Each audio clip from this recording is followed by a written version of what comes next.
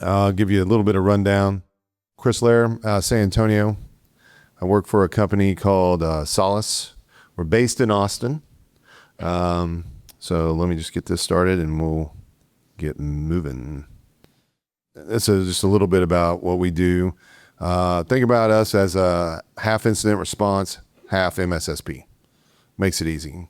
But I'll go through our timeline right here real quick. So company got started in 2003. We started doing cybersecurity just for community and regional banks around the country. So back then there were a lot of banks getting started, getting acquired, all those types of things were going on. And it was a perfect time to get kind of inserted into that. And so that's all we did. So we weren't selling any products. We weren't doing it was mainly advisory services, helping banks build out their security programs and get through audits. And a lot of times when I'll speak, I'll talk about banks because banks have kind of been forced to do it the right way for a while. So yes, banks get popped and there are banks that kind of make it through the cracks. I mean, Robin knows banks really well. That's where his sweet spot is. And so it really worked out well. And that's my background, banking. So when a gentleman by the name of Terry Oring founded that company, he came to me and actually I came up with the name and I was his first client. So I worked for a bank.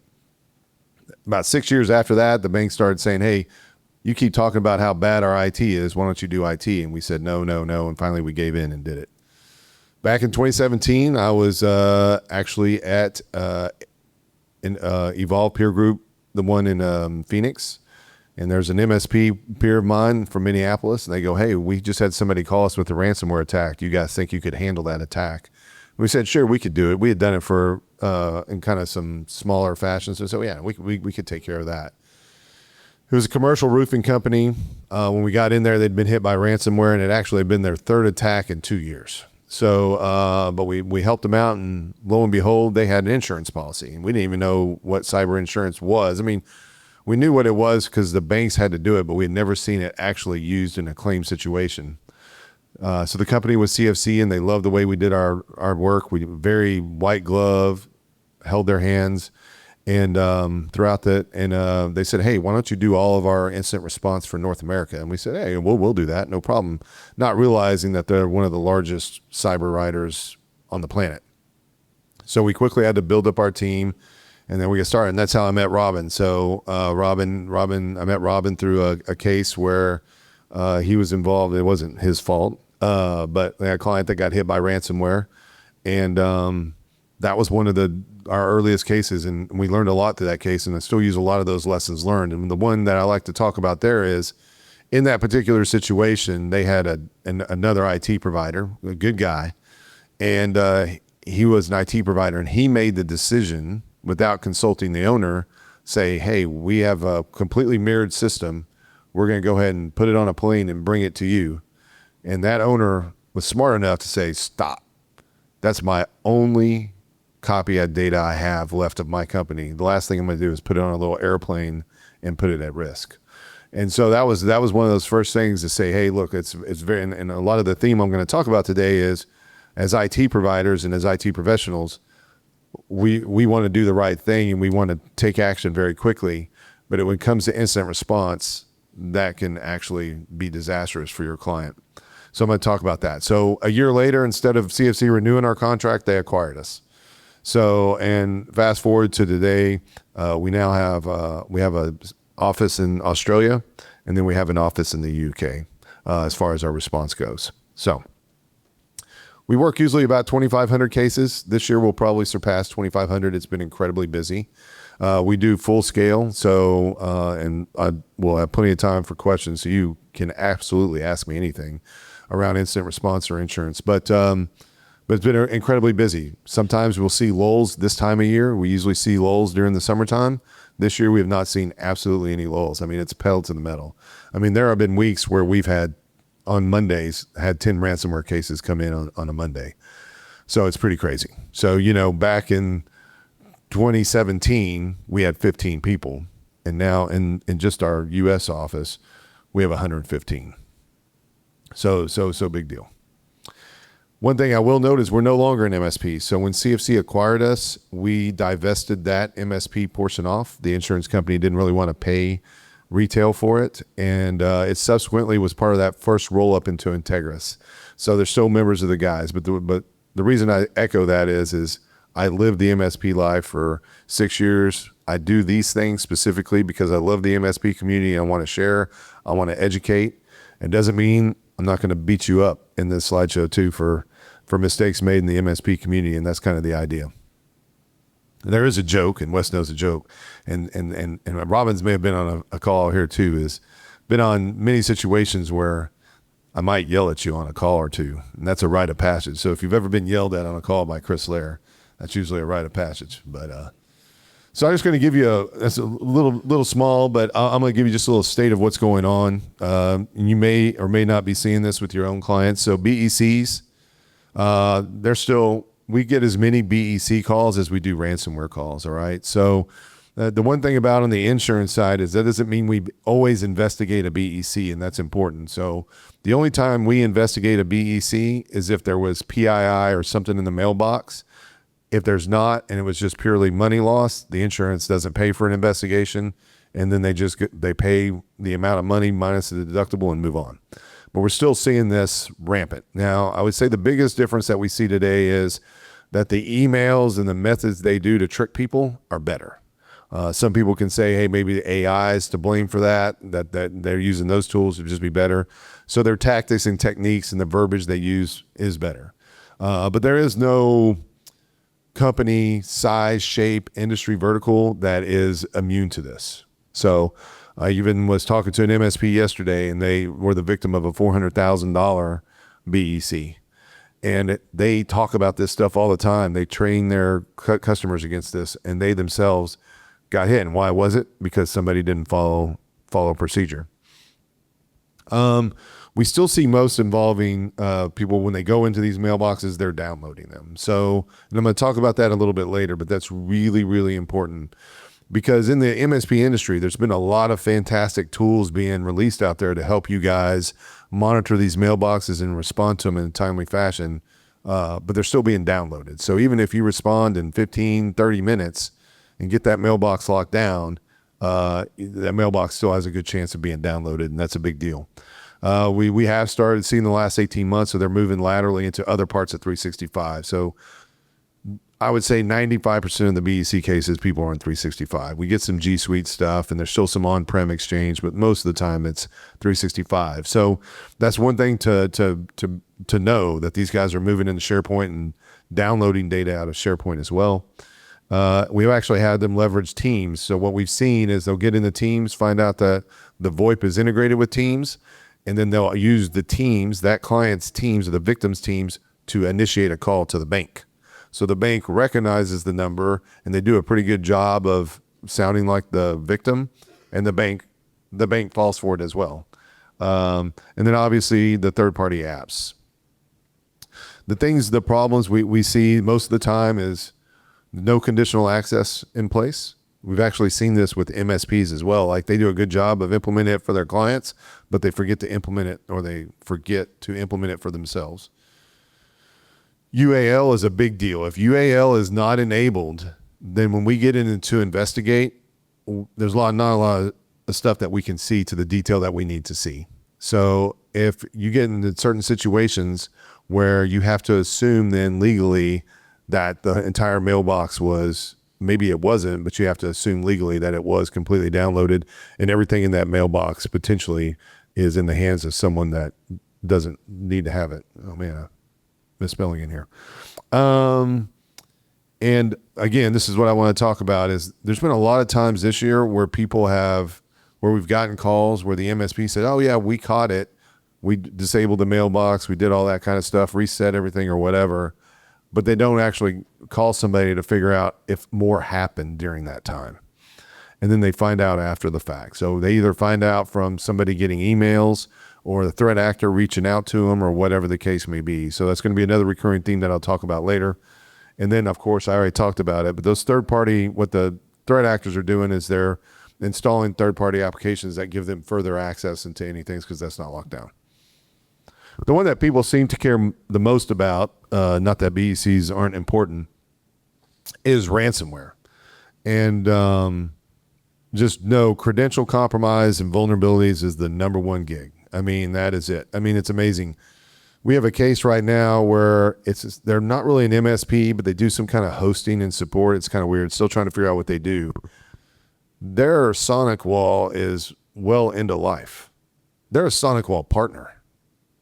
And I'm like, you need to replace your firewall right now. And they still just refuse to do it. It doesn't make any sense. And they're not that big. And so the firewall vulnerabilities, I mean, people are freaking out. And it seems like Fortinet has probably been the most abused by this. But they're all, even Palos recently have vulnerabilities.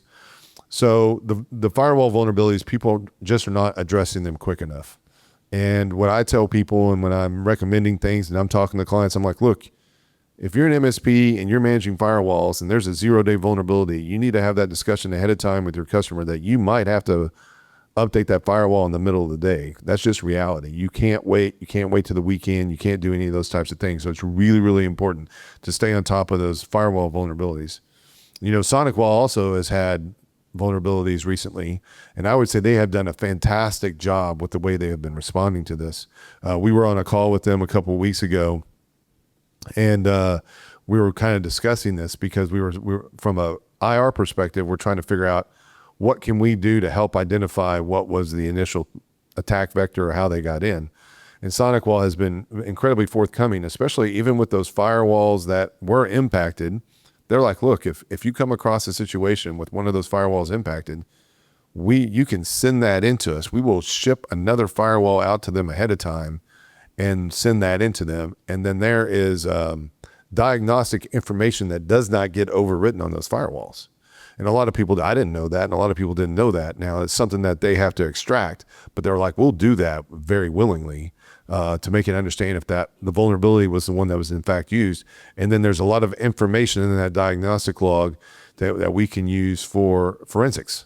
And so that's just a good example. So you can really never assume about these types of things and what they're going on. But I'm gonna harp on these vulnerability management stuff because it's a big freaking deal. Pretty much every ransomware attack we see, it was not very sophisticated. It was like easy pickings for these guys to get in and do what they needed to do. So, and we've seen it with companies that had little security in place, and we've seen it with companies with a lot of security in place. I mean, we had a case a couple of years ago with a healthcare client, pretty big one, and they were really in great shape, but they had a lab, and their lab had a firewall that they had missed updating, and that's how the threat actor got in, and the rest was history. Malvertising is another one. So we've seen a lot more of that this year where somebody's in a legit site, clicks on a malvertising link or something of that, and that installs something and opens up the door, and that's how they get in. So, especially we focus mainly on the SMB space. That's where we're seeing the majority of the attacks kind of be sourced.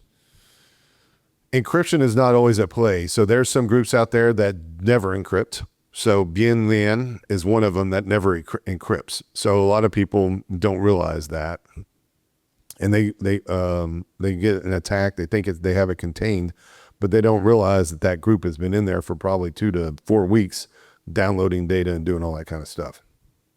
So just because something isn't encrypted doesn't mean it's safe and secure and the attack was not successful. There's other groups too that may just decide not. They do encrypt sometimes, and maybe because of timing or other reasons, they might not encrypt. And then there's other groups like Akira, they do take data, but they really are really bad at publishing the data. It's really weird. So they'll publish the fact that they hacked you, and they'll publish maybe some little details and something, and they'll always threaten to publish the data, but they don't publish the data. The big key here with these types, especially with these ransomware attacks, is it's a lot different than it was a couple of years ago. I mean, Wes that's in the back and I used to work a lot of cases when we first get started, and it was really just that maybe 3 to 5 big ransomware groups that you dealt with all the time. So if you had somebody that was victimized and you said, oh yeah, we know these guys, this is what they do, this is how they operate, this is usually what they're going to demand for a ransom, this is usually what we can do from a discounting perspective. And that was very easy for us to work those cases and be able to communicate to victims right off the bat, hey, this is what you can expect. Well, a lot of those bigger groups their infrastructure has been disrupted by the FBI and other agencies across the planet. And so it's really scattered now. So you have a bunch of smaller, what we call ransomware operators out there. And so you might see some guys you've never seen before on a weekly. We used to see maybe one new group every 3 to 6 months. Well, we might see a new group every week. And I'll talk about a situation that we're dealing with where there's a group, they have no name, they haven't named themselves, but they seem to be focused on plastic surgeons. And I think the reason for that is plastic surgeons are usually a cash business. They don't really take, most of the cosmetic ones don't take insurance. And so and a lot of these guys are just like your personal injury attorneys, where they put their life online, right? They are really good to show their planes, trains, cars, all their lifestyle on there. So these guys see them as a quick win to go in there and get it. And the situation that I'm talking about is they got in there and took all the photos of the patients. And this particular cosmetic surgeon focuses on women and focuses on those that are performers. And so he's got lots of pictures. And what the threat actor did was, because no one decided, we were not allowed to communicate with him, he decided to start texting those patients because he had their phone numbers. He started texting them and telling them what was going on and that he had hacked and has their personal data. Now, these women were not worried about their photos getting published because that's kind of what they do anyway. But they were concerned that this guy had their personal cell phone numbers and was reaching out to them.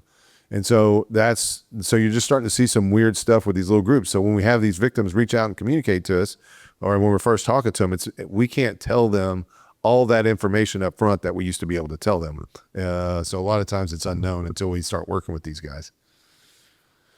The real deal though is most people are not needing to buy or pay a ransom because of decryption anymore, because overall, and I'll talk about this, backups are being done better. But the real thing is the harassment. So these guys are really good at harassing. So I just gave you an example of harassing patients, but this is very common now when they start harassing employees and staff. They start calling employees, emailing employees, doing all sorts of stuff to try to force the victim to pay the ransom. And so again, it doesn't really come down to the data as much, or the publishing of data. The threat actors think, hey, if you pay us, that means you don't have any legal obligations to do anything. That's not the case. If you're in the UK, that is the case. In the UK, they say, hey, look, if that data doesn't actually get published, the legal burden is not as heavy as it here is. But in the US, all you need to have is data access, and then you're going to have to report and notify people. So really, a lot of people pay just because they want to stop the harassing. I had a case where it was like a pest control company, and it wasn't a big one, but the threat actor was constantly harassing the owner's wife and his teenage daughter. So it was a really bad situation. And it used to be they would harass for a couple of weeks and kind of just disappear. No, they're continuously doing it for months. They might stop for a couple of weeks and then come back and do it some more. So it gets pretty ugly. So people are just like, hey, I'll pay the ransom just to stop the harassment. And then a lot of other problems we're seeing more so today is just people not taking the time to say, hey, we should not be overriding data with an attack. And that's really unfortunate. I'll talk about kind of what happens as a result of that. The other ones that I don't want to lose track of, those we see quite a few website compromises. And this has to deal with usually whoever's hosting the website is doing a really bad job of keeping that system updated and patched. What's interesting about this is when we talk to companies that are in these situations, their hosting providers actually charge them extra. It's a premium in the patch and update the web servers, which doesn't make any sense. And usually we convince them to go somewhere else for web hosting after that. Social account takeover is a big one too. So we have people that have their company Instagram accounts or whatever the case may be, and they just do a horrible job of doing that. And these guys will get in there, lock them out, and then ransom it. It's a really difficult situation. They're usually very cheap ransoms, like 10 grand, something of that nature. But it really sucks. So we've had a lot of college and universities. They've got hit by this more so than anybody else. Laptop debt, and then the theft, and then the white hat hacking. I mean, we do have these ones, especially in AWS, where if somebody finds a vulnerability, gets in, downloads the data, and then says, hey, you should owe me, you should pay me some money because I found this vulnerability and I have your data. The challenge is It's a legal issue at that point, right? It's not just some guy that was thinking he was doing a good thing for you and wants to get paid for it. He's now created somewhat of a legal situation. There's a liability situation there. So yeah, if you ever have a discussion and you need something to talk about in your QBRs or whatever, social account security is a big deal because it's really, really painful. All right. These are the old days. So what we used to see when ransomware really started kicking up was we used to see shared admin credentials between clients. No one was monitoring what was going on with their RMM. We saw RDP being enabled all over the place. MSPs back then really didn't know how cyber insurance worked, how incident response worked. Poor backup management, right? They weren't monitoring it, or they might have replaced a server and forgot to add that to a backup job, whatever the case may be. Absolutely no regard for firewalls or updating them. No idea what the heck change management even was. Yeah, contracts were a big issue back then, especially when MSPs were getting hit. If you didn't have any contracts, you could be looking at unlimited liability issues. And then, yeah, vendor risk management, that was something no one really even knew about until we started talking about it. Until, Wes and I were doing those big tabletops and scaring the crap out of people. But things got better. We've seen better credential hygiene. MSP said, oh crap, now we're going to have to start doing things better. We can't be using the same passwords across all our clients, or we can't be just changing it up slightly. We just got to do a better job. We have seen hell of a lot better backups, right? So they're doing better backups, encrypted backups, segmented backups, all that type of stuff. Much better vulnerability management where it could be automated. So where I see the weakness today, and you see it a lot with these VMware vulnerabilities, is you see where a lot of MSPs, I'm like, why aren't you updating your clients, your host? And they're like, well, we can't automate that, so we're not going to jump on that right away. I'm like, no, it's a 0 day. That's a critical thing. You got to jump on it right away. But we do see better vulnerability management where they can automate things. We have seen an increased willingness to ask for outside assistance. So instead of people taking it in their own hands and trying to do it on their own, they're like, hey, they'll reach out to someone like us and say, hey, we got a situation. We're not sure about it. Can you guys jump in and tell us what we need to do? So things have been much better about that. And just overall, the wisdom level has gotten a lot better. But with me, there's always a but. So there are some things that I've especially seen, I would say this year alone, that are kind of scaring me, that we somewhat have gone into a little bit of recession around incident response.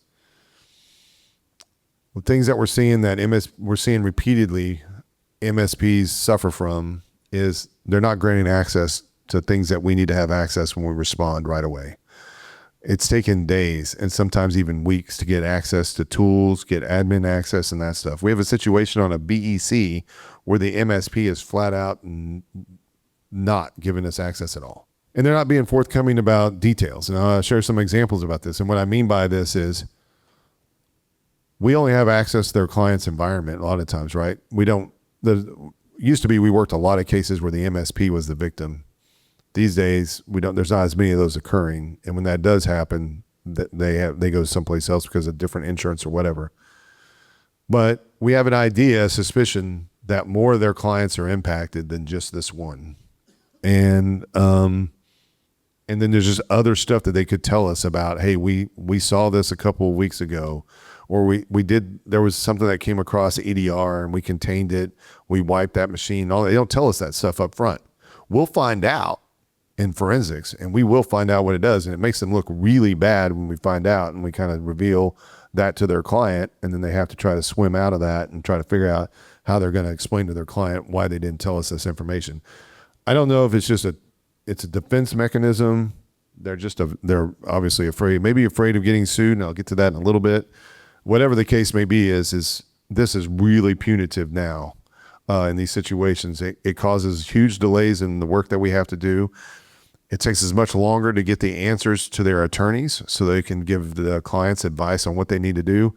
So this is the tough one, and just weird obstacles. And I'll get into some examples on that one, but just standing in the way, or I've already talked about credentials, or going behind the scenes and restoring things, or trying to We have a situation right now where they actually, and we figured this out, the MSP was backing up all their clients to their own NAS, but just backing it up. There was no segmentation or anything. And so but they didn't even tell anybody that they shipped the NAS to some local data recovery company to try to recover the data off the NAS, and it's encrypted. It's probably not going to work. There's not that many data recovery companies that can do that type of stuff. Using some local shop is really rolling the dice. But they just did it. They didn't tell anybody. They didn't inform anybody that they were doing this. So it puts their client at risk. And that was the only backup of that data that the client had. Talked about this, restoring systems and overriding evidence. We continue to see this. They see something go on. They go ahead and restore, thinking they've got it covered. There's no more damage to be done. And then 2 weeks later, guess what? Their client gets an email from the threat actor. Hey, we were in your environment. We took all this data. Here's the proof. Then we get called in, and then the MSP has to turn around and explain why they did what they did. Oh, we were just trying to do the right thing. The client was forcing us to get them back up and running. We find out that's not entirely the case. And so it really doesn't take us long to get in there and do what we need to collect evidence. Usually it takes 5 to 10 minutes in endpoint. And we're the type of IR firm that doesn't collect from all the endpoints. We only collect from the ones that matter. Some IR firms will want to do full images of everything. That's overkill. Usually they're just doing that to bill a bunch of hours. We don't do that, but literally it usually takes 5 to 10 minutes max for you to do what we need to do on a box, get that evidence off, and then you can go ahead and do a restore. But when you override evidence, you're basically screwing your client so bad it's going to hurt for a while. And what I mean by that is, if from a legal perspective, it's much different than it was a few years ago, because class action lawsuits are like a real deal. It used to be if it was 500 records or more that were impacted, let's just say records, right? Then you're sure you're going to get a class action lawsuit. That number is dropping now. So even smaller breaches, there are attorneys jumping on those and filing class action lawsuits. And the outcome of those class action lawsuits is weird, because I was, this morning I got here early and I was reading through some things. And in Colorado, as an example, there was one where they ruled on a class action lawsuit, and each person in this, there's 4,500 people impacted, and each impacted individual was going to receive up to $5,000. That's pretty good. There was another case in Colorado as well, where it was roughly the same amount of money, but the judge threw it out because he said that the plaintiff couldn't actually prove that there were any damages done to them. So, but it's incredibly painful. So when we have the forensic evidence and we're able to tell the story and tell what was impacted, what was not impacted, and all those types of things, it makes those situations a lot easier to handle. If there's no forensic evidence, or there's a lack of it, or a shortage of it, and we can't tell that complete story, then a lot of times that's going to favor a plaintiff's attorney or a plaintiff in a litigation matter, and it's just horrible. So even if you have insurance to cover those losses, it's still going to put your client out a lot of time, because they're going to be involved with attorneys and doing things. It could last a year, 2 years, or even longer, depending on the situation. This is another big one that I see a lot lately, where, and I think it's just a part of, you guys are putting better tools in place, but you're putting too much trust in those tools. So your EDR comes, or even you might be using MDR, it doesn't matter.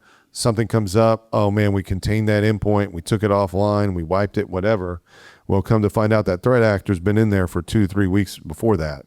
And they were doing, I think everybody may know this term, called living off the land.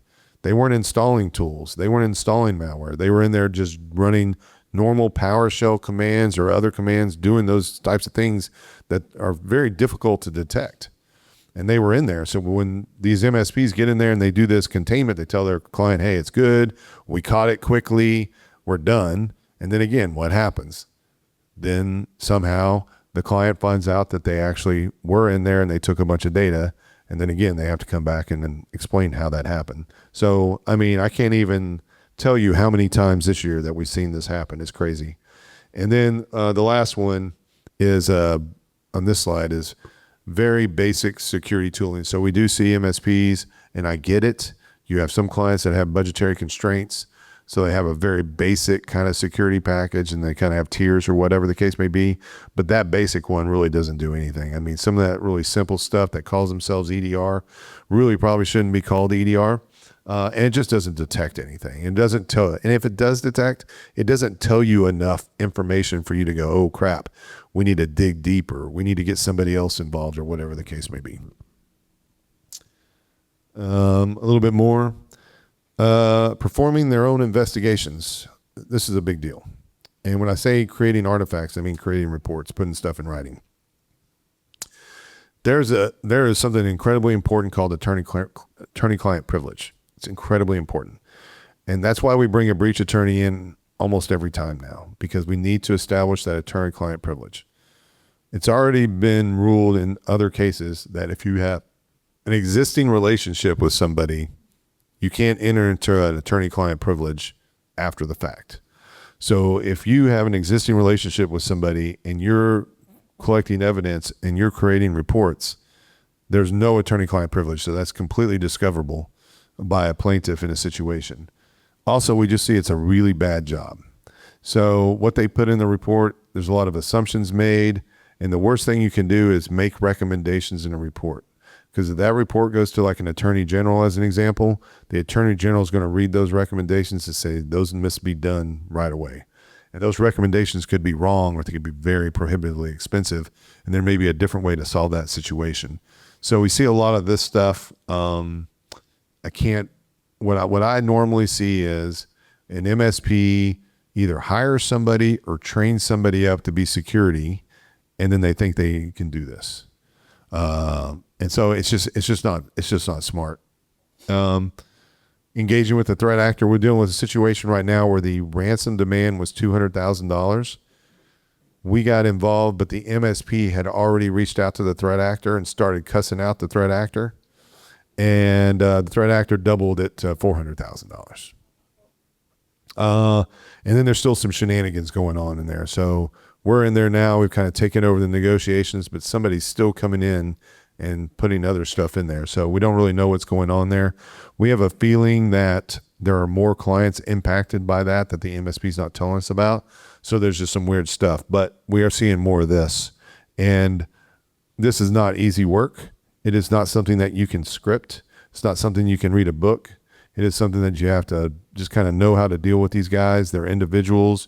You got to figure them out. You got to figure out how often they want you to talk to them, how you need to talk to them, if you're going to stall them.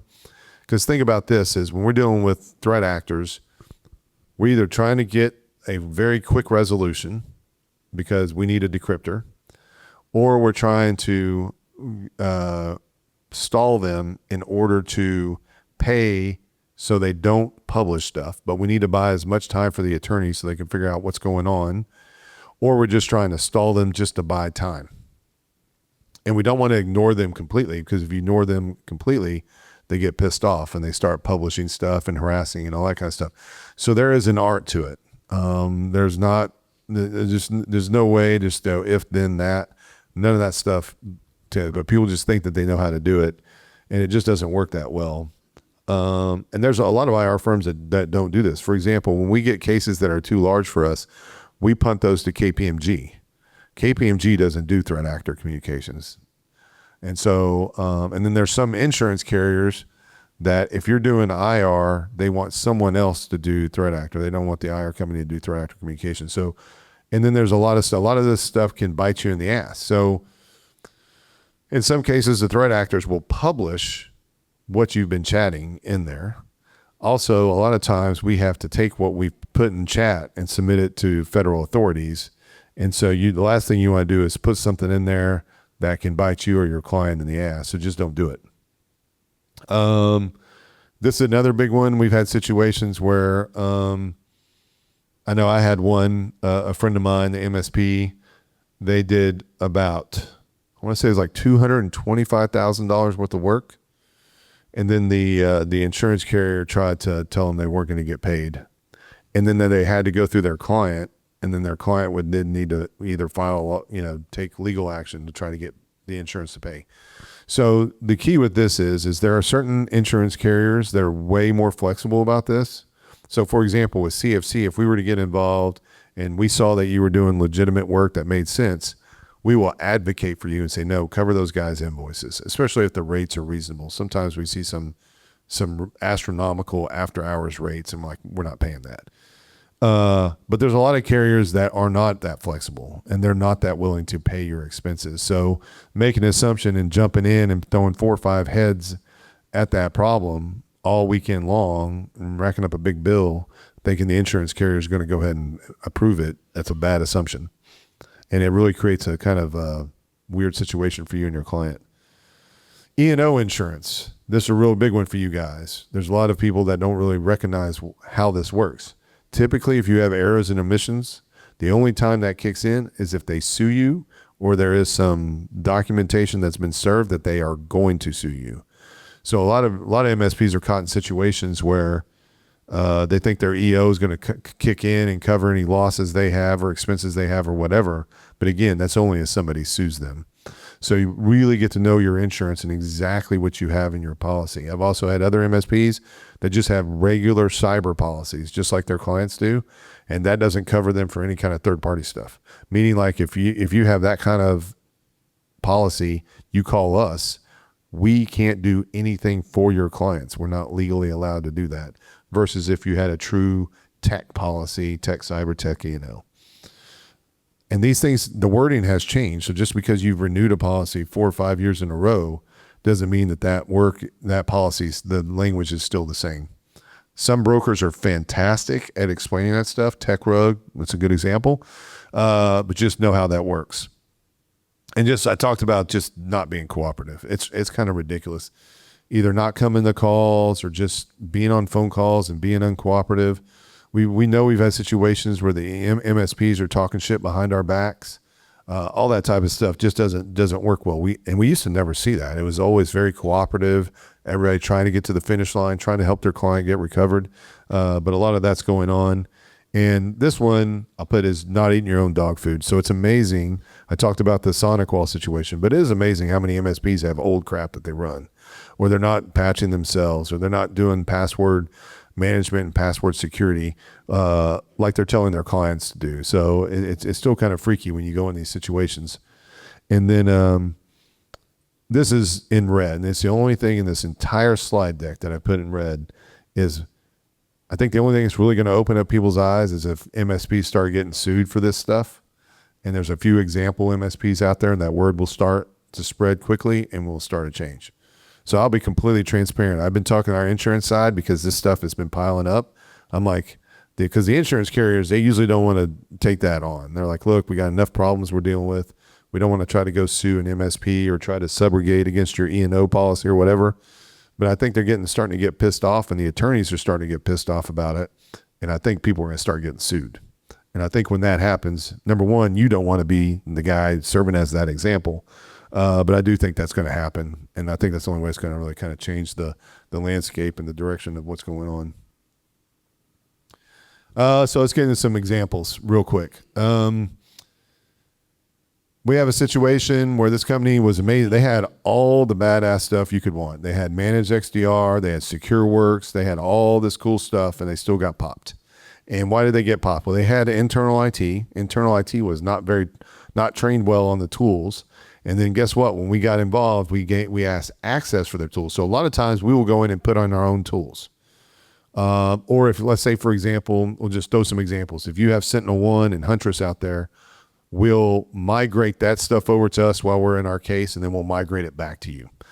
But in this particular situation, they had such an extensive amount of tools in place, it didn't make any sense for us to add our tools in there. There's a bunch of exceptions you got to make.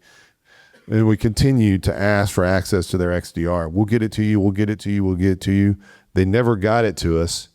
And then they got popped a second time as a result. And what happened was, in that situation, there was a NAS that no one said anything about. And the bad guys planted a back door in that NAS. And that's how they got back in. And there was no tooling or anything that picked up on that. If we had gained access to the XDR, we would have seen that right away. So that second time we were able to get in there, they gave us access, we saw it, and we go, you guys are idiots for not giving us access in the first place. This one has happened twice to MSPs. So we've had one case where we worked with the MSP or for the MSP, and the other one we worked for a client that was the victim because this happened. In both cases, the owner of the MSP, his phone was cloned, and he had GoDaddy set up for two-factor authentication for text messaging. So the threat actor was able to receive the SMS messages, was able to get into the GoDaddy account, reset everything, including MFA, and lock the MSP owner out.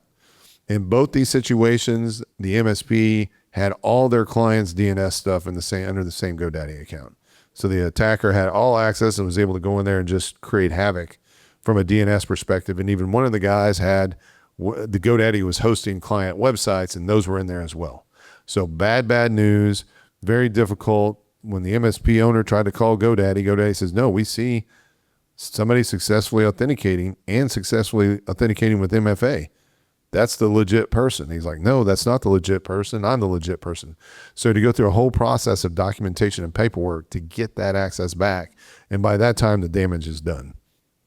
So, and it was just kind of a weird deal. I mean, we don't know how or why they got cloned. The only thing I can tell you is both phones were T-Mobile. That could be coincidental or not. T-Mobile has had some history of making phones seem to be more easily cloned that way. But it was weird. We saw like both these happen, two different areas of the country, roughly around the same time.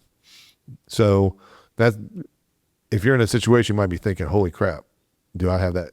Even maybe I had something set up 10 years ago. I mean, not on this list, but I had a case, a guy called me last year who had his personal G Suite was hacked, and in there he had like a text file. They got into his files.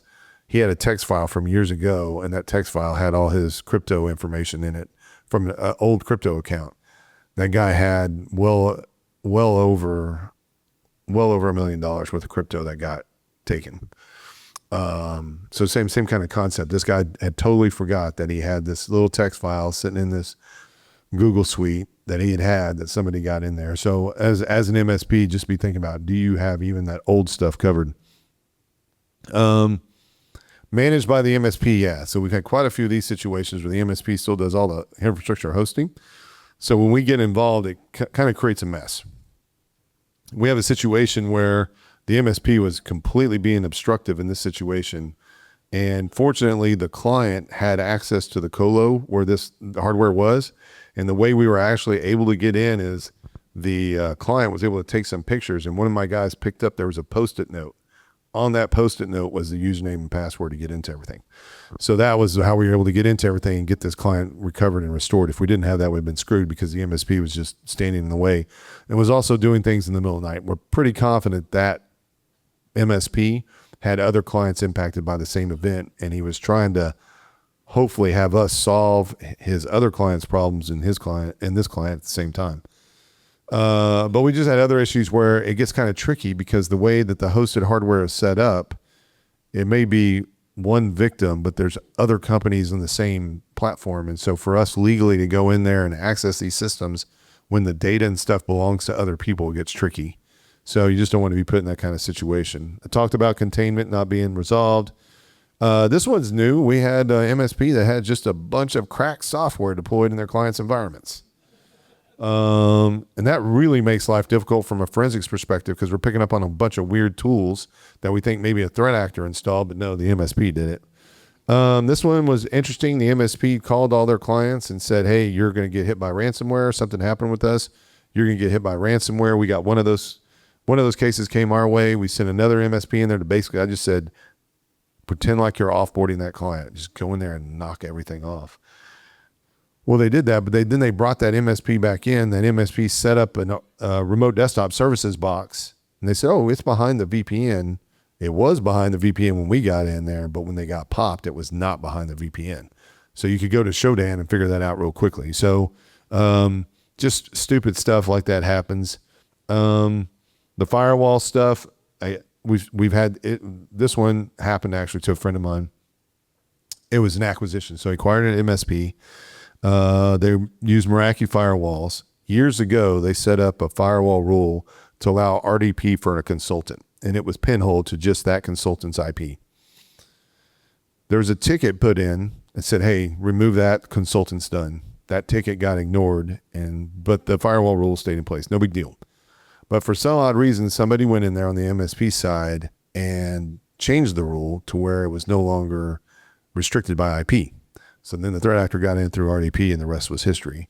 Multiple mistakes there, and a lot of it came down to there probably should have been more work done when they acquired that MSP and integrated them in to do an audit of all those rules, and that RDP would have popped out and said, why is RDP open for this client? And then to talk about that. So a lot of stuff there. This one I talked about again. I mean, we're dealing with this plastic surgeon situation. The threat actor, the guy's like, I can only pay, I don't remember what the amount of money he wanted to pay, like $50,000. The threat actor's like, his whole life's out there. He's buying Lambos, Ferraris. He's going to the Caribbean. I mean, his whole life is basically documented out there. This guy's got more money than that. So that's a big freaking deal. So if you have any kind of clients that are very public about their life, that can be used against them. And and we've had a few of these cases where the MSPs call us for help, and we get in there and help, and we're doing everything we can, and we do the investigation, and guess what? We find out that it's the MSPs. So this one that I just mentioned before, that's how it happened. I felt incredibly bad about it because like, holy crap, there's nothing we can do. I mean, it's obvious that somebody made a mistake here. The client had the emails that proved that the tickets existed. But we've also had another one where the MSP called us, and when we started talking to the threat actor, and I think this one had some kind of internalness to it. This particular MSP did use Filipino labor, and I have a feeling that somehow the information got to the threat actor. That's just my speculation, no evidence. But when we're talking to the threat actor and we ended up paying the ransom on behalf of the victim, one of the things that I required as deliverable for that ransom payment was that he tell us what happened. And so the threat actor told me exactly how they got in and told me specifically, yeah, this was a username, this was the password, and this is the same username and password that the MSP uses for all their clients. So then I turned around and told the MSP, and they did not act shocked. So I have a feeling that out of all their clients, this one seemed to be the best target, and that's why they picked on this one. They were in financial services, so it made a lot of sense for the threat actor was going to pick on one to pick that one. But I talked about how things had gotten better, but now we're starting to see some of this crap pop back up again, and it's kind of disappointing. Let's see. Why's it doing that? Yep. So, questions. If you ever need help, you can reach out to us. But I always put my cell phone out there, and pretty much you will find somebody that knows my cell phone number. So if you're in a situation, your client needs a situation and you need help, feel free to reach out to me. It happens quite frequently. I've had a couple of calls this week, and we're happy to help. When we do work, when the attorney's involved, our agreements are 3-party agreements. So we have our signature line on there for us, the attorney and the client. And then there's verbiage in there that the law firm gives us specifically that states how that in the beginning of the document, and each firm has their own spin on stuff. So that's number one. So even when I talked about, hey, if you have an existing relationship with a client that could get thrown out, I would still say that, meaning that a judge could say, hey, no attorney-client privilege existed. I would definitely bring in a breach attorney that specializes in that, because a lot of general counsel thinks they can, but they really don't have any. A lot of breach attorneys are also former litigation attorneys, so they have a lot of experience with this. So yes, I would engage an attorney. Anything up to that point, just keep it verbal. Don't put anything in writing. And then, work out any agreements that you want to work out. You want to work out in that way with an attorney. So you've got a client, or not even a client, someone calls you up, local company, no insurance, nothing else. Generally, what I've done in the past is I've said, do you have insurance? No. Do you want us to pursue this? Yes.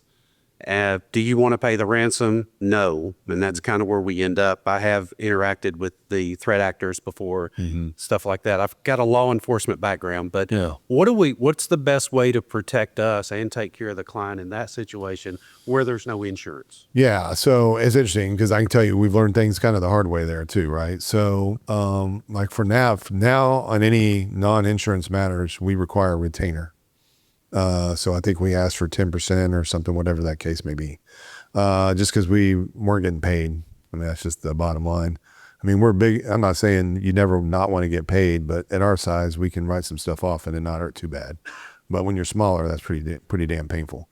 I would always push to bring a breach attorney, even if they just need, just with us. You call us, we're going to get on a phone call. There's no charge on that, right?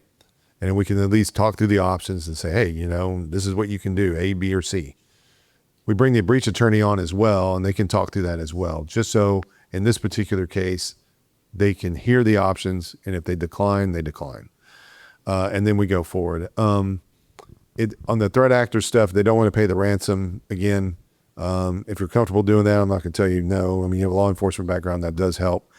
But a lot of times it's just good to talk to threat actors just to buy time.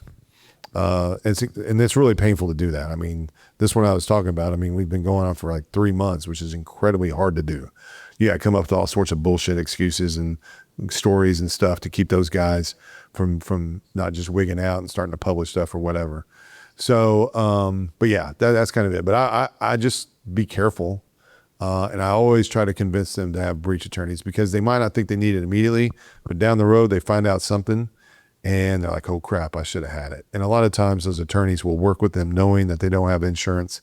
We'll say, hey, look, we're not going to be like on 2 or 3 calls a day, because it's going to cost you a bajillion dollars, but they'll at least be there for those key points, and at least they have some coverage.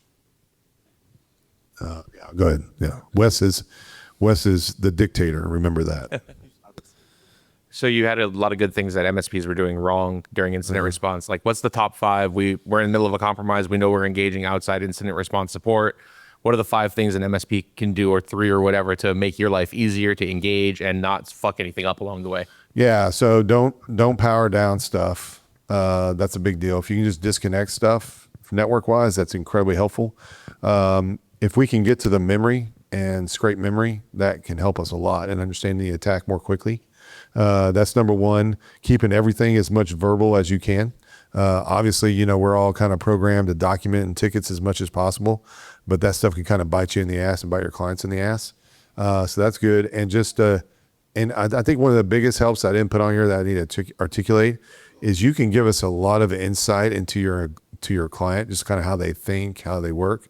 There's no problem with you telling us, hey, look, man, we've come through these guys and we tried to tell them that they need to do these security things, and they turn us down all the time. I mean, that kind of helps us with those kind of conversations and deal with the client. And I think the more you understand about their insurance, it's better. Used to be most people didn't know if their clients had insurance or not. Then you had MSPs that say, well, we're going to require it. And then, but knowing who the carrier is, what their coverages are, kind of what that process is, that can be extremely helpful too. Because again, like I said, there are some carriers out there that I could tell you that work great and they're incredibly flexible, and they're going to kind of do the things the right way. And then there's other ones that are just very hardcore sticklers. They're going to use a low cost IR firm and all that type of stuff. So having that information is incredibly useful. Yes.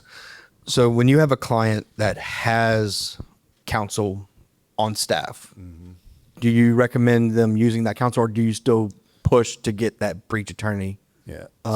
Like an outside aspect to deal with the incident? That's a good question. So as I understand it, and what I've been told in situations, if they have internal GC, that the attorney-client privilege is not like as strong as you have an outside attorney. Now, if they have outside GC, the attorney-client privilege does do. But a lot of times when we get involved, the outside GCs don't even know what to do. Like I talk about having that verbiage in the statement of work, and when you say, hey, we're going to do a 3-party agreement, and they're like, why the hell would I do that? And then you got to educate them on why. So it's really painful. So what we try to do is convince it, hey, and this is usually how it goes down. Hey, GC, why don't we just bring in a breach attorney? You can be involved in the calls. You can kind of steer things, but at least hear them out, because they specialize. It's all they do every day. Usually what happens is they get on those calls, they get a comfort level, and then the next day they're gone. They disappear into the background. Now, they can be extremely helpful with contracts and stuff. So where we have seen it's been incredibly beneficial for us with outside GC is with school districts and schools and universities and stuff of that nature, because they are really key. They know all the inner workings. They know exactly how you have to deal with the school board, how a school board meeting needs to be scheduled on an emergency basis versus non-emergency basis. So there are situations where GC can be helpful. But I would say in just your normal everyday SMB, they usually will just kind of back out, and they'll be fine. We might call them in every once in a while to answer some questions, but usually they'll figure out pretty quickly that's not their lane. Hey, so you say for try to keep as much of it verbal as possible. What are some guidelines around what should be documented and what should be, keep it verbal? Yeah, so I think anything that you have that you've identified, like in telemetry or security data, is fine. What we try to so it's much easier for me to just say, hey, keep it all verbal, but we kind of dig down to what bites you.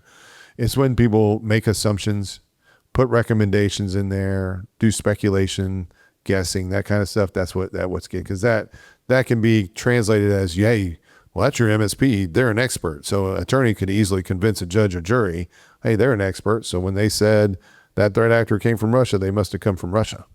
So that's kind of how stuff goes down. So, and I think you probably heard this before, but saying it's a breach before we know it's a breach, before we've formally identified it as a breach. So those words can be very harmful if kind of documented. And so that's why if you're saying it on a phone call, we could say, hey, dumbass, don't say that. But you put it in writing, it's a little too late. So along that thought process, since I assume at some point in time, anything and everything can be subpoenaed if it gets to that point, are there any things that we should look at being careful with like ticket documentation? Because for anything like this, we're going to have an internal ticket that we're working to track and document things. Is there any things that we need to be conscious of and stay away from possibly in our own ticket notes? Yeah, no, that's a good question. It does come up as like, I think in the ticket notes, again, I mean, if you're documenting stuff that's going to be popping up in the tool anyway, that's not that big of a deal, because, I mean, that's going to be discoverable anything. I think a couple of things is you definitely need to have a good legal hold process in place. So if an attorney, all the attorney has to do is shoot you over an email or even call you and say, we need you to retain everything, you need to make sure you have a good process in place, that you're retaining emails and any communications. The other thing in your tools, and I can't speak for all PSAs, but even data that's quote deleted is just marked deleted, not actually deleted. So actually understand that. Now, we haven't really seen anybody like say, hey, go and recover deleted records or that type of thing. But usually when you're deleting data, usually you're not doing it right away anyway. So what you want to try to avoid, if there's any hint or smell that this particular situation, your client could get sued, what I would do is say, be cautious about it and just know that there may be a legal hold and do that. But as far as what is documented, most of the time, again, just normal, everyday, operational stuff doesn't bite people. Again, it's really those people just guessing or trying to say, oh, I saw this attack. I read something like this. This looks exactly like this kind of an attack. The other one is like insider stuff. That I didn't mention that one, but this is really important. We do get some insider stuff. If it's an insider situation, that is has to be handled much differently. And so that's where you have to be incredibly careful about evidence preservation. So like for us, we typically won't even work those cases. We will find somebody local. A lot of states, like where I'm at in the state of Texas, you have to have a PI license if you're involved in that thing, even for digital forensics purposes. We don't do that. There's a firm that I use, the guys are out in California, the guy's former FBI. He has all those creds. So that's just kind of what they specialize in, those internal deals. So that's one thing I would just warn everybody on. If it smells like internal stuff, that's where you have to be incredibly careful about the evidence. Say it's an employee and it's their laptop. You don't want that laptop being moved around a lot of places. You want to document. If it is taken and put away in a safe or somewhere else, you want to keep clear documentation of where that goes, because in those internal situations, if you're going to take criminal or civil action, you don't want any little wrinkle or crack in that case, because the defense will take advantage of that. Yes. I just wanted to say, this seems like a no-brainer, but it happened to us, and we now have a procedure. If any type of threat comes in, we assign that to the MSP, not the client, because what happens? It sends an email to the client.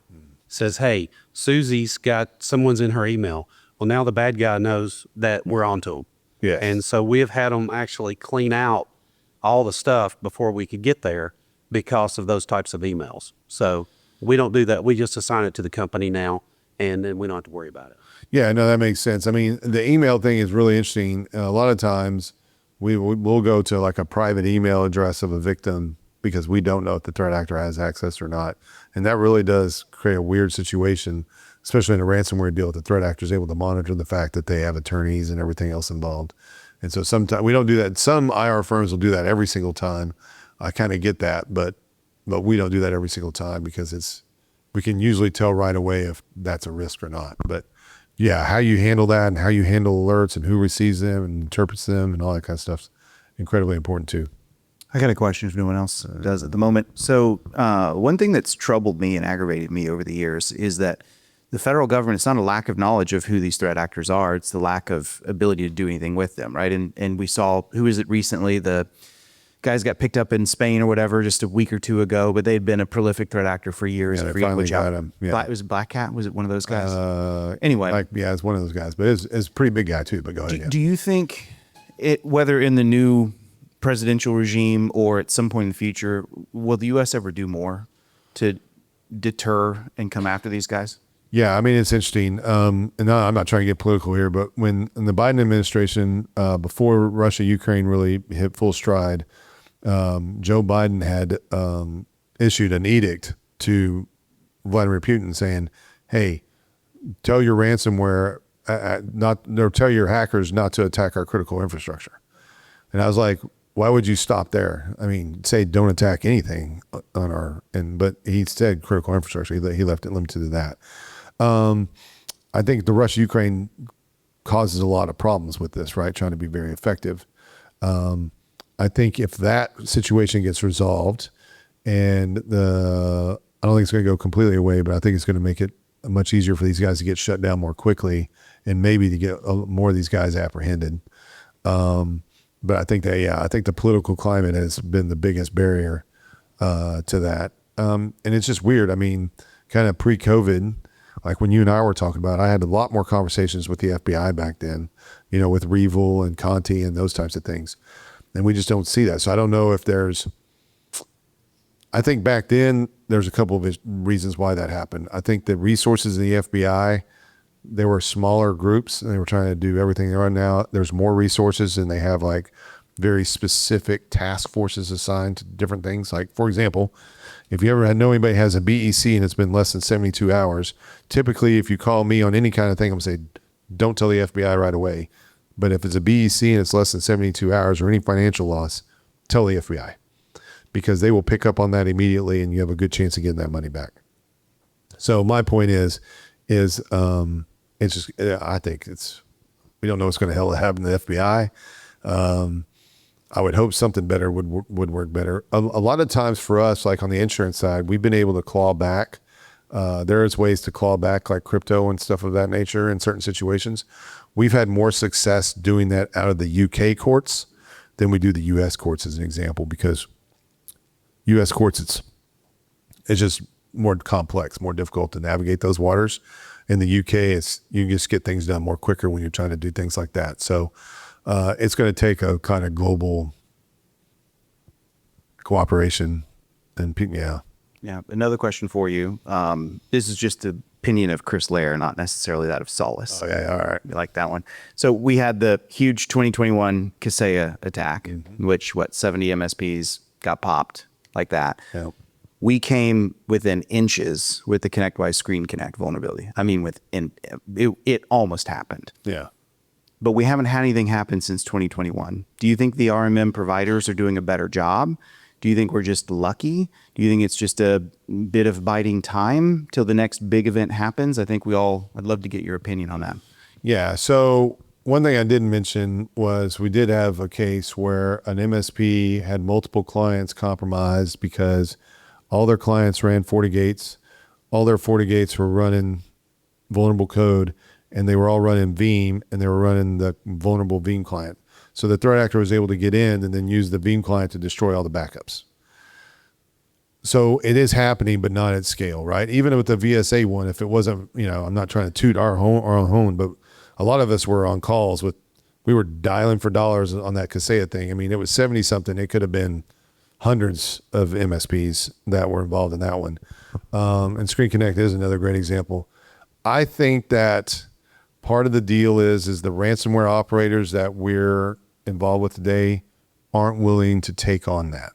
So I think that's one thing right there, because when we do see these MSPs or get popped and that kind of happens, you could tell it's just not very organized. The ransomware operators probably just accidentally happened into that situation. But who knows, that could change. So I do think RMM vendors have done things better. I think MSPs overall are doing things better. They're thinking about ways of locking their system down. I was with a guy, he was kind of talking about everything that he's done with his tools to lock them down further. I think your vendors of your RMMs and your PSAs, specifically your RMMs, are more flexible about ways of locking stuff down. A lot of you are moving to hosted, which I think there's some security benefits there as well. So I think that's helped, but I can't imagine that we've escaped it entirely. Would you ever recommend, we work a lot with the Secret Service because the FBI is busy. Yeah. So Secret Service. That's an interesting one. All right.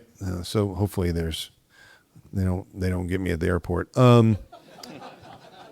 Let's just put it this way. It's been a while since we have a case with the Secret Service. But when we've had cases with the Secret Service, see, the FBI, they stayed on the outside. They're like, hey, if you can give us IOCs and all this data and help us, put together our cases and all that kind of stuff, that's how they work. Obviously there are some situations which get a little bit bigger, but when the Secret Service has been involved, they don't sit on the outside. We've had them go in and just physically take servers, and then we get them and we're like, hey, where are your servers at? Oh, Secret Service came and got them. You just let them come in and grab them? Yeah, weren't we supposed to? When are you going to get them back? Well, we don't know. They said they'll get them back when they're ready. So that is kind of the way it works. And then they're like, they said, hey, look, you want to fight us on this, try. We're the Secret Service. So that's kind of the situation. They just operate differently, much more aggressive, much more direct. It's kind of like that, say, a VSA deal. When we were involved in that kind of situation, I remember when I was communicating with the threat actor, because I had another case with that same group. And that's when the original number was 1 billion or whatever the hell they wanted. And I'm telling the guy, you're never going to get that. And the guy's like, hey, no, we took data. I'm like, you guys didn't take any data. I know that because we were working with Huntress at the time. Those guys had said, going across all those images, there's like zero evidence of data exfiltration. And I said, you're full of shit. And he kept going on and on. But then he says, well, we got some stuff on a 4-letter government agency that happens to put things in space. And I was like, oh, so, and then he offered some kind of proof of that. And I'm like, well, okay, that's a little different. So FBI guy calls me, who I've been talking to on this whole thing, telling him and I said, well, this is what this guy says. And the FBI goes, stop there. I'm out now. As soon as I mentioned that one, that was way above his pay grade. And then, I don't know, stuff started to move pretty quickly after that. So, so that's kind of how that stuff goes down. So yeah, the FBI's probably the easiest and the most standoffish. What they care about is those bigger groups. So you'll see the FBI, if it's one of the big groups they're really focusing on, like Black Basta, Black Cat, back in the day, like today, Akira, some of these other guys, they're going to be way more interested in that than these little other guys. But they still want as much information. But we always say, hey, we'll funnel that to the attorney, let it filter through what comes in, what they get and don't get. Yes? So now that we're moving right towards SASEs and hosted services, something happens, you pop my domain controller. Yeah, you come on site, you do forensics. What happens with intra-identity, for example, we'll pull that stuff. So I would say on the Microsoft side, it's much easier for us from a forensics perspective to do that. AWS is more difficult, but we have people that do that now. A couple of years ago, it was really tough to find forensics people that had that experience. So we will go into the SASE environments and pull. So the data is there. It's just different. But I will tell you what's incredibly key about that is just like talking about UAL on 365. When you're in Azure and you're starting to configure Azure, there are some things from a security logging and stuff that you need to make sure you're enabling and have that in place. That will help forensics. So, we only know what we have access to. And if the logging and stuff wasn't properly configured to begin with, we're not going to have insight into that, right? Because it's not like we can go back. So that's just one thing to keep in mind. Now, we do see threat actors moving laterally from on-prem into like Azure stuff. because it's pretty simple for them to do that. Well, we haven't seen them move into other types of SaaS platforms and stuff. Like say a client has Salesforce or EMR. We don't really see them doing that today. I just think that that's just not part of their playbook, but I could see that happening. If more on-prem goes away, the more they're going to attack something, and they're going to attack that ultimately. Yeah, and I think that's where you work with. That's where your contracts come in place. So in those situations, you kind of have that clearly defined, what you do have control over and what you don't have control over, because ultimately you don't want to be responsible for that or thought to be responsible by default. So I think that's where that comes in. I mean, it's interesting too, just to note, with like we've had a lot of cases with the hospitals. The hospital vendors, like the specific medical vendors for whether it's for radiation or for devices or whatever, those guys, they won't help until you prove that the hospital is now secure. So that hospital can remain down even though you got them up and secure until you prove to these vendors that they have it. So knowing those vendors and how that works and making sure your client understands where those responsibilities lie, because a lot of times the clients will go, well, hey, can't you just call that vendor up and get them to give us logs or whatever? And you're like, no, the contractual relationships between you and that vendor, Mr. Client. So you need to handle that. So it's a good thing to bring up and really delineate those responsibilities. And there's also a situation where we had where when they provision users, they use us, like they don't do it anymore, but at one time there's a default password, the username. So somebody actually was trying to get on for the first time. Instead of going to the URL they were told, they went and Googled. Google brought up a URL and they were able to log in, and their username was the same as someone else's username. The default password was the same for them as it was for this other healthcare system, and they were able to get into this other healthcare. Now they recognized they got into the wrong one and got out, but then you still had to get attorneys involved and disclose all this stuff, and it was kind of nasty.